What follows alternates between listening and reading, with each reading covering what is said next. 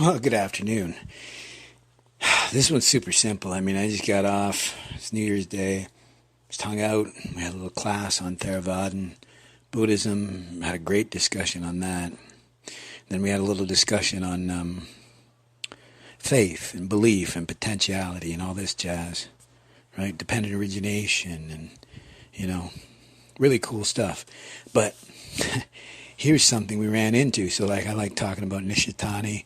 I've mentioned not a lot of people read his book because they're a little bit deterred or put off by it. It's not even that old. Nietzsche, I've talked about. Sorry, Nietzsche. I got criticized for not pronouncing him properly, and that's what everyone says. They love to correct how you pronounce it. But have you actually read it? Have you read the books? But here's where I never understood. I've always seen it with 1984. I read it. Animal Farm. Nietzsche's, Zarathustra's, Beyond Good and Evil, all of it. I read it all. In fact, I even thought I hadn't read a couple, like Beyond Good and Evil. I couldn't remember reading it until I came across passages that I've been quoting for 20 years, thinking it was a paraphrase. But no, it was a quote, direct quote from Beyond Good and Evil. But what I've come to realize is reading denotes a check mark in the box. It doesn't even denote comprehension anymore. Right? So that's why I'm taking to saying I'm listening to a book. I've said this. I love audiobooks, right? I go through a book a day, a book every 2 days, because I read and I listen, right? When I'm doing other activities, then I'm able to learn and listen without impinging on the other. I absolutely will. But that's why I say listening, is because listening denotes learning, actually hearing, right? Introspection, this phronesis, this acquired knowledge, right? And that's what I've realized. It's not just people not reading the books. More importantly, it's like me, 20 years ago, who did read the book, but wasn't able to internalize and even more importantly, integrate it into my life, right? So somebody critiquing, I'll give you an example. So here's some critical thinking. So we're discussing, and one person wanted to just complain about Nietzsche because we were talking about Nietzsche, and he's like, I hate Nietzsche. And so I want to know why people have something against Nietzsche, because I think they've been mistaught or they've mislearned, misread, misunderstood. And he proceeded to complain about, Nietzsche. And I said, well, I don't think you get, what he was getting at there, a passage that he quoted from Ecce Homo. And I was talking about this, I have this weird idea that he wasn't being misogynist when he was talking about, that's what it was. It was about woman's potential to bear children. If you read in Ecce Homo, you'll see that Nietzsche was talking about meaning, right? As a male, we have the potential to destroy things.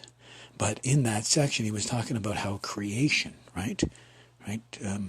We want creators, not believers, not followers, certainly not destroyers. A separate section with the moralists and destroying of the old ways. This is strictly talking about creation, because he talked about he could see more potential in a bad artist than he could in the greatest scholar. And this is what he was talking about, that women inherently had this potential to have children. They had meaning, they had sense, they had creation. What did man have? Man had to go out and actively create, is what he was trying to get across. And so that's what I put across. And of course, that didn't sit well with someone who had a preconceived notion of Nietzsche. And he, of course, applied the ad hominem. And he's like, have you read Nietzsche? And I chuckle because I read Nietzsche pretty much every day and have for 30 years. But not exclusively. I just happen to love some of these, and I go back for certain quotes that I need to use for different things. And, like I said, I love my audiobooks, so I'll listen to Beyond Good and Evil on a walk like this morning, or I might listen to Zarathustra in the bathtub. or Emerson. And the reason why I mentioned that. So he proceeded to attack. I said, have you even read Nietzsche? And I'm like, oh, well, but have you, right? Apply the ad hominem back, because usually what they accuse you of, they're guilty themselves.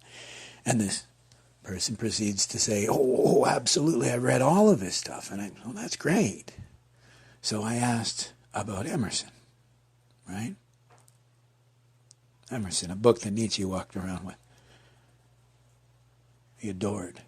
It's not a hidden thing. It's in every introduction to every single Nietzsche book. Sure, they may not mention the influence directly, but they will mention it.